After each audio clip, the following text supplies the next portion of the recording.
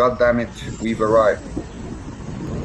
Zakaz, moving. The 16th of July, and the Black Sea Fleet command post is under attack. Vadim, something just exploded.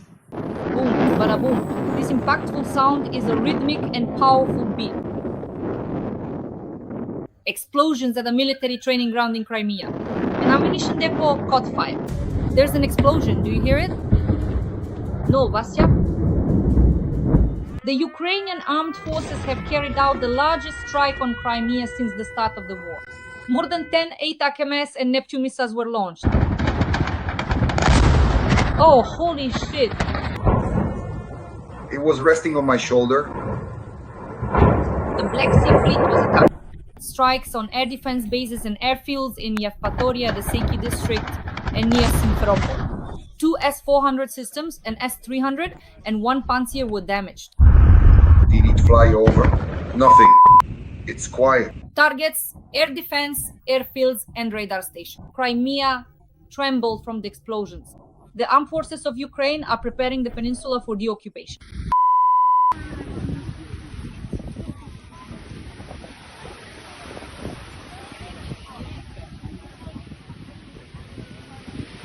Crimeans are in a panic. Evacuation has begun. We'll discuss all of this with Roman Svitan right now. They successfully struck the main command post of the Russian Black Sea Fleet.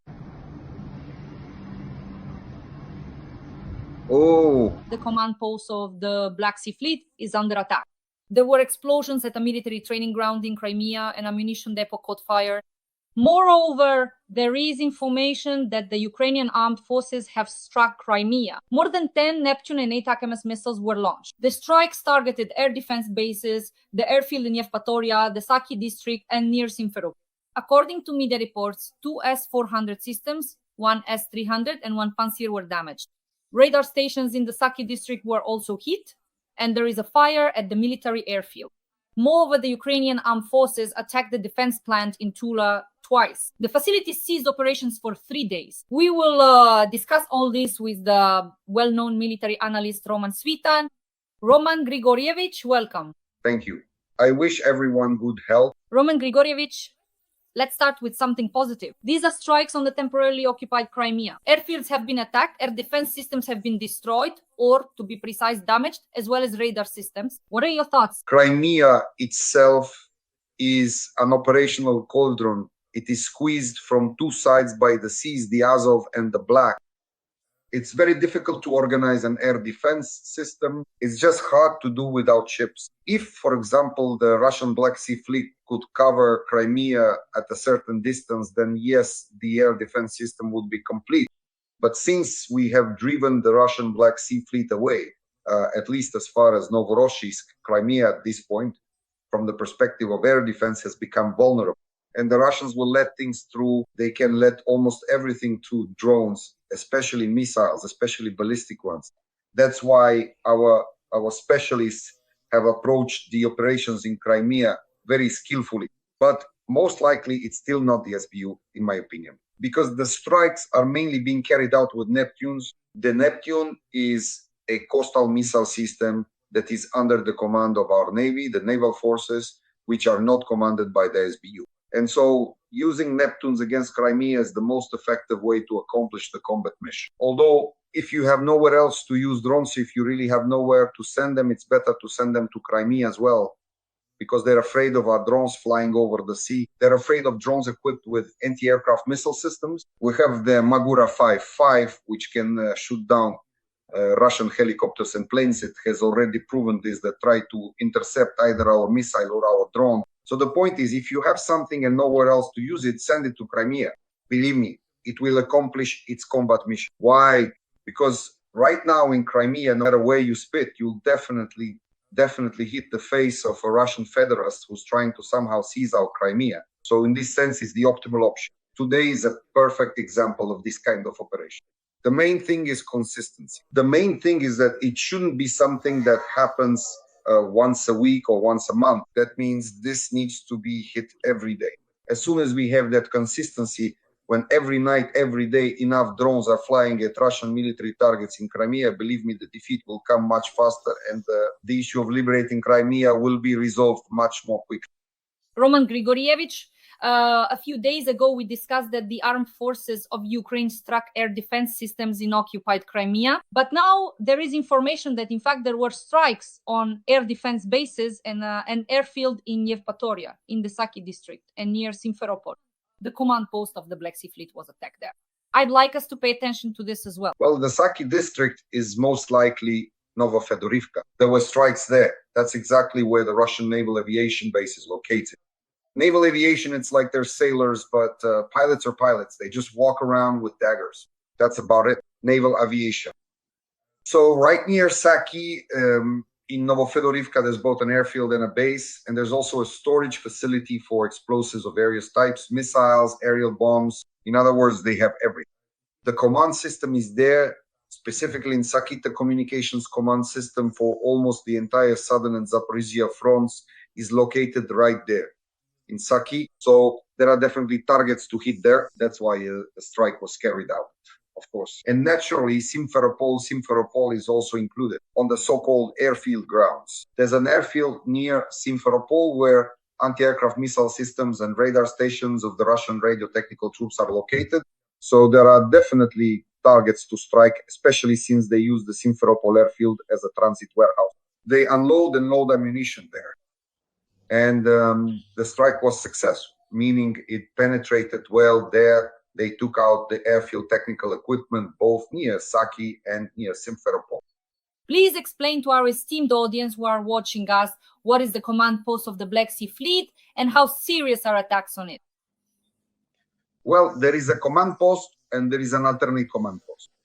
So this strike was specifically on the main base command post, but to be honest, it's unlikely that anyone is actually there at the moment. Well, considering that it is stationary, everyone knows about it. And naturally, no one is there now, just as no one is present, for example, in our own regional administrations, city administrations, or in management systems like the security service or the Ministry of Internal Affairs.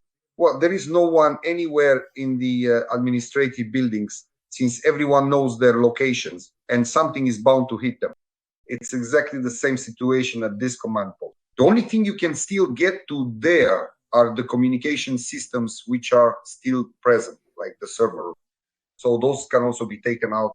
So most likely the goal was just to scare the duty officers and orderlies so they'd be shocked and call the commander saying, we've been hit again.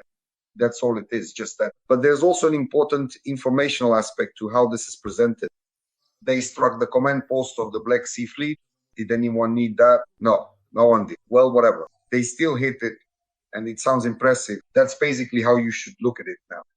Roman Grigorievich, but if we sum it up, out of a dozen Neptune missiles, the targets were air defense airfields and radars to S-400S and S-300, and a Pantsir were destroyed. Fires at the airfield in Saki. Regarding the S-400, S-300, and Pantsir, how significant are these victories for us, and how many more such air defense systems are there in temporarily occupied Crimea? Well, there are up to 100 of various systems of this level there, up to 100. So even the destruction of just one is quite a significant loss for the Russians. And this is just the beginning. You know, as we've been talking about this with you for several years now, the beginning of gaining air superiority, it feels like we keep starting but can't seem to finish. Well, it's a big problem. Well, let them finally go see a urologist. After all, maybe ours will think it over and somehow solve this issue. But if you've already started, then go ahead and finish it, see it through to the end. I mean, they're starting off correct. How many times has this happened already? They start destroying Russian air defense systems and then abandon it at some stage when they should have kept going in order to clear out all of Crimea and start using aviation. And that's what's happening now too. So in terms of how the information is being presented, I would, of course, like this, beginning to finally lead to destruction of Russian air defenses in Crimea. But now I'll be more cautious. I don't know if our superiors have gone to the gynecologist or not. Roman Grigorievich, when we discuss the bridges in temporarily occupied Crimea, you always say that the Kerch Bridge is not the most important bridge that needs to be destroyed. A number of other bridges, among others, need to be destroyed or at least severely damaged. Let's talk about that. Well, first of all, there are actually up to about 10 bridges in Crimea. Well, off the top of my head, the same Kerch Bridge, it's not just a single bridge. There are at least 2 highway lanes and 1 railway line. Plus, there's also an energy bridge running through there. That is, electricity is transferred from Taman to Crimea. There's also a fuel bridge there with the so-called product pipeline pumping diesel into Crimea. There's also a water bridge there. They're pumping water as well, just so everyone understands. So that's already at least several bridges nearby. There's a ferry bridge. So when we talk about a bridge, we mean the whole system of connections with Crimea, including the ferries that shuttle between the docks on the left and right banks of the Kerch Strait. So that's the main thing. If we're looking specifically at the Kerch direction, plus there's the so-called sea bridge. That means, of course, Russian ships, mainly ships, including those large landing ships, they can be used as ferries. They can carry up to 500 tons at a time. So they can transport a lot of things. In addition to that, naturally, there are escort vessels. So this is a sea bridge that needs to be sunk. There's also the air bridge, of course, mainly Il-76S, the 12s, and 12S Il-76, which can also transport a fairly large amount of cargo. And now, of course, there's also a land corridor. So now there's also a railway from Rostov practically passing through the Mius Bay, through Kalmius, and basically almost all the way to Melitopol. There are railways and highways, of course. There's a 4-lane road. They've already built it from Donetsk to Jankoy, and you can practically get from Rostov to Jankoy, meaning it's a serious road. That's why there are currently a lot of bridges that still need a lot of work. But of course, you have to start with the Kerch Bridge again. Start in order to do what? To finish it properly. They won't be sent to the urologist anymore. I don't even know what to do with them now, where to send them. They should be sent to the gynecologist. Roman Grigorievich, you always say that the 2 most protected objects by air defense and missile defense are these in occupied Crimea, the Kerch Bridge, and in the capital of modern Moscow. Accordingly, a certain special operation needs to be carried out, like we did with Spiderweb, so that we can inflict maximum damage on the Kerch Bridge. Well, that's not quite right. That's not the case now. The thing is, both the Kerch Bridge and Moscow, as well as the Kerch Bridge, are protected by air defense systems that defend themselves. That is, the long-range systems are protected, meaning the long-range ones are covered by the medium range are covered by the short range, and the short range are protected by the same mobile groups and anti-aircraft guns. In other words, the air defense density there is quite powerful. At the moment, it can only be breached by one thing or with some kind of creative approach, like we saw when the security service pulled it off 3 times. But that's creativity, and you have to prepare for it. Sometimes preparations take months or even years. So it takes a long time. The optimal way to break through the air defense is with ballistic missiles. Look at the Israeli air defense. Its density is just as high, if not even higher, than that of Moscow or Kerch. But even so, Iranian ballistic missiles, which are basically cobbled together, so to speak, still manage to get through. Why is that? Because some of the ballistic missiles will inevitably get through. You can never shoot down all of them. You can shoot down all the drones, definitely. You can even shoot down all the cruise missiles, aerial targets, and all the planes if the density is high enough. But as for ballistic missiles, especially so-called quasi-ballistic ones, where the missile follows a trajectory with unpredictable maneuvers, making it very difficult to calculate the interception point. Even if you use all your anti-missile systems, you still might not be able to hit the ballistic missile. That's why the Kerch Bridge needs to be taken out with ballistic missiles. As soon as we have ballistic missiles, they should be sent to the Kerch Bridge and to Moscow. No matter how well they are protected, they'll let them. Every voice matters. Join our community, support independent journalism and help us bring you the truth from Ukraine. Become a member of Ukraine Today. Join us now. Roman Grigorievich. So we always talk about Novorossiysk. And now, as I read all the military analysts, they write that the Russian Federation has been sending missile carriers into the Black Sea much more frequently. And it uses all of these for massive missile strikes on Ukrainian territory on a regular basis. How can Ukraine most effectively damage the Black Sea Fleet today, which, as I understand it, is now hiding in Novorossiysk, so that the missile carriers don't go out into the Black Sea and terrorize, if you'll pardon me, our beloved country? Well, what would I do, for example? I would immediately arrest all those figures who ensure the safety of A, Russian hydrocarbons were not striking Russian oil refineries, and B, the Russian Black Sea Fleet. After all, they provided them with security.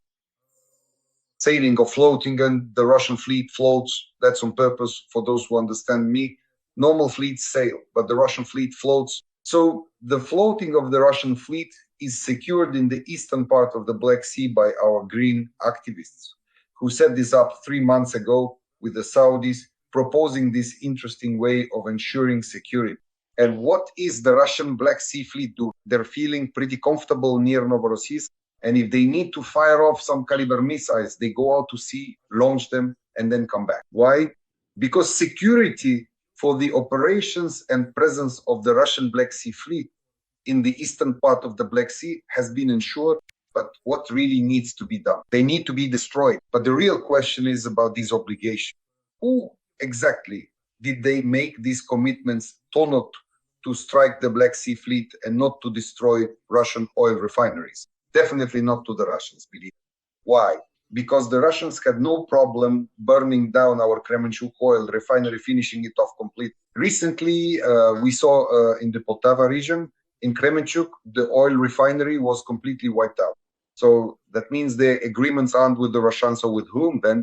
In other words, who did our leadership make a commitment to destroy the Russian fleet in Novorossiysk and not to destroy Russian oil refineries? Aliens, maybe? Well, then who is it exactly? So if the Russians don't know about this, that's a very interesting question, because you could also strike only this time the Black Sea Fleet. Roman Grigorievich, the latest information about the oil refinery. I'd like to share it with you. There were explosions in Voronezh, Russia on the 20th of June. Russians report drone attack on oil refinery. Drones attacked an oil refinery in the left bank district of the city. Locals reported a huge number of explosions, but the governor naturally confirmed the attack. Please, let's hit the refinery. Please, Voronezh, Voronezh. If we had actually hit it, right now we wouldn't just be talking about striking the refinery and some explosions happening somewhere. We would be showing you a burning oil refinery right now. Why aren't we showing it? A burning refinery. Because no one hit it. If we had, believe me, it would already be burned down. So that means something just flew by nearby, as they say. They made some noise, but didn't accomplish anything. Or even worse, in the 3 months given to the Russians to secure the refinery, they did secure it. And those few drones that were flying somewhere past, let's say, Voronezh, were simply shot down by the air defense system of the Voronezh refinery or wherever they were flying. Or what did the Russians do during those 3 months? They weren't just picking their noses like ours or chewing on green snot. They basically covered almost all the oil refineries with aramid and Kevlar nets. I won't explain, look up what an aramid Kevlar net is on Wikipedia. In other words, the threats these nets are woven from are now covering everything. Just try getting drones through there. Now, every oil refinery is covered with this kind of net, so it's protected from drones. You can't break through it anymore. Now, you'd have to hit it with a missile, and even then, a tandem warhead or something, I don't even know what kind. You'd have to figure out how to burn through these nets first, with what mechanisms, and so on and so forth. We're not hitting the oil refinery. And why aren't we hitting them? Let me repeat. Our green government has ensured the safety of Russian oil refining. They've provided security for it. Now, with the Israelis stirring things up in the Middle East, the price of oil has gone up, and the Russians are raking in petrodollars by the shovel. Maybe, of course, some of that money, a few $1 billion, ends up trickling into Bankova Street. I don't know, but most likely, because otherwise there's just no explanation for why we haven't destroyed Russian oil refineries for 3 months. The Ukrainian armed forces have attacked a defense plant in Tula twice in the last 3 days, and the facility has stopped operating. According to Astra's sources in the region's emergency services, on the 18th of June, drones attacked, and then again a second attack took place on the night of the 20th of June. A fire broke out, covering an area of 400 square meters. The plant's operations have been halted. So how serious is the damage? We attacked a defense plant in Tula. Roman Grigorievich, the floor is yours. Let's talk about the realities. Any defense plant, when it's built, is constructed with protection against the nuclear explosion. I mean, what kind of fool would build a defense plant or a military facility if it wasn't protected against strikes? Moreover, they're protected with reinforced concrete, with serious underground level. So in reality, all drones can do is burn down an oil refinery. Just try to break through there now. But as for a military plant, you won't seriously put it out of commission. Sure, you can maybe scratch the surface a bit, take something out from above. Well, maybe some electrical systems, some power substations that supply the plant. You could knock those out, but for how long? Just for a couple of days until they bring in new transformers and get the military plant running again. So I wouldn't say we've stopped it or even really slowed it down. If you hit the same spot every day, eventually they'll find a way to intercept it and you won't be able to hit it anymore. You can only really destroy military plants with missiles, ballistic or cruise missiles. So where should drones actually be used? Either in Crimea or against oil refineries. There is no third option where to go. To scare Muscovites, by the way, you can also use a mechanism to scare Muscovites. It's just a bit expensive. They knocked back 100 grams there and it made them swell up to the brim. And we are simply losing drones that could burn oil refineries and terrorize military facilities in Crimea. Why in Crimea? Should drones be used in Crimea? Because they can't be afraid right now. Russian air defense is afraid to fly over the Black Sea because our Magura 55S go there well. We've talked about this many times with missiles from the AR-73 and M9 surface-to-air missile systems, both our old Soviet ones and the new American one. Yes, Roman Grigorievich, that's an important topic. But before that, friends, please like this video. In the comments, write a few kind words in support of Ukraine and also let us know where you're watching from. Roman Grigorievich and I work together 3 times a week on my YouTube channel, Dasha for an audience all over the world, so that people know the truth about Russian aggression and Russia's war against Ukraine. That's why every comment and every subscription from you is priceless. Thank you so much. Let's move on. Roman Grigorievich, so soon Russia will be launching 800 drones, not just 300 or 400 per night. The new drones are now harder to shoot down. The Russians have increased production by 5 to 7 times, according to communications expert Flash. The enemy has stockpiled Shaheds, or drones as you call them, and can now carry out massive strikes. Military expert Kovalenko notes that Kyiv remains in a high threat zone. Raids can be carried out as ammunition is accumulated at intervals of 3 to 4 days a week, but I think a more systematic approach has been chosen for the capital in the longer term. Roman Grigorievich, the floor is yours. It's not just me saying this anymore. These aren't Shaheds, they're Russian Chinese. Even some foreign tabloids are starting to say that Russian drones mean Chinese involvement in our war. Chinese involvement. Yes, the assembly is done in large units at Russian factories, but the parts, components, and assemblies are mostly Chinese. Some are Russian, it's the world, it's progress. We've said this many times before. So now our words, which we've been saying for years, are being confirmed. China is involved against us. Iran has long since faded into the background. You don't hear or see anything about it anymore. It's specifically China. And we need to pay attention to China. That is, the number of drones that the Russians are now assembling with the help of the Chinese systems, the components and assemblies are produced at their factories, really does exceed 100 per day. How could they use, say, 700 or 800 at once? Well, for now, I wouldn't mention such numbers yet. The thing is, producing a drone and actually using it are 2 completely different things. You can produce 1,000 drones, but just try launching them all. Target designation, routing, flight control, certain checks, and for example, breaching our air defense. So it's an entire process. Well, 700, 800, they can barely use 100, 150 effectively, meaning to actually accomplish some task, and even then only with great difficulty. So to say that it's possible to produce together with the Chinese something that will actually be used 700 or 800 units, well, that's unlikely. But in any case, we need to understand right now that the Russians are capable of producing 150 to 200 per day. That's already a lot, and we need to overhaul our air defense system to radically restructure it. We now need to create a frontal air defense system that could cover the entire front line, about 2,000 kilometers, including the Black Sea coast as well.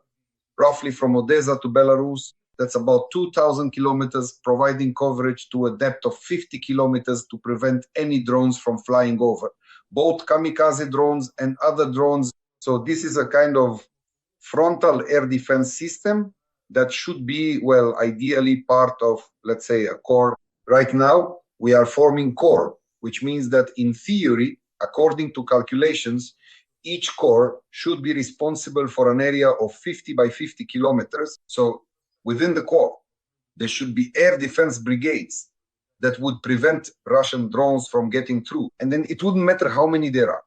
700, 800, 1,800, 7,000 doesn't matter. In other words, the frontal air defense must shoot down all the drones that try to enter our territory. And whatever manages to get through should be taken down by anti-aircraft missile systems inside the country and by aviation.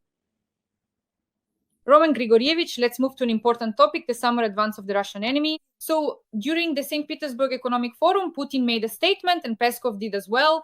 We, Russia, are advancing deeper into Ukraine and will continue to do so. That's a quote. Peskov stated that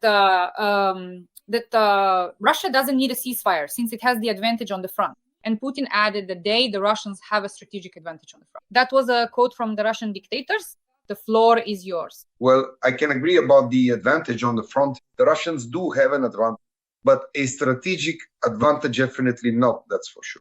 They absolutely do not have any strategic initiative anywhere. That is, to use the now overused phrase, not at all, right? Nowhere, on no section of the front, do they have strategic initiative. So the Russians do not have a strategic advantage. We have a geographic strategic advantage for one simple reason. They are attacking us in a semicircle and we are defending ourselves inside that semicircle. We have this kind of strategic advantage, a geographic one at the very least. And some of the Russian idiots are now pinned against the Azov coast along a front about 500 kilometers wide and 80 kilometers. Try holding them there. So the Russians have crawled into a pocket on the front, surrounded it, and this is what they call capturing the Sea of Azov. First, Valuev bought it out, and then the Russian army captured it. So this so-called capture of the Sea of Azov has actually led to the Russians completely losing their strategic advantage. That's why Putin, must have lost his mind. But Peskov, he said that right now, the Russians do indeed have an advantage in manpower, equipment, and so on and so forth. But it's not enough to accomplish combat missions along the entire width of the front or to achieve objectives at the operational and tactical level. There is an advantage, but I want to emphasize again, it's not sufficient. Why is it not sufficient? Because Putin, who has lost his mind, burned through more than a third of Russia's reserves, before May 9th reserves, that had been accumulated for the summer military campaign of 2025. So with Putin, things just didn't work out for the Russian army. They just weren't lucky with their supreme commander-in-chief. Roman Grigorievich, to sum up, Deep State criticized the defense preparations in the Sumy region. Today, this has spread across all Telegram channels, all the media have shared it. So Deep State writes that in the Sumy region, dragon's teeth are lying around in piles and no one has installed them. Although, as the military say, there was plenty of time to install them.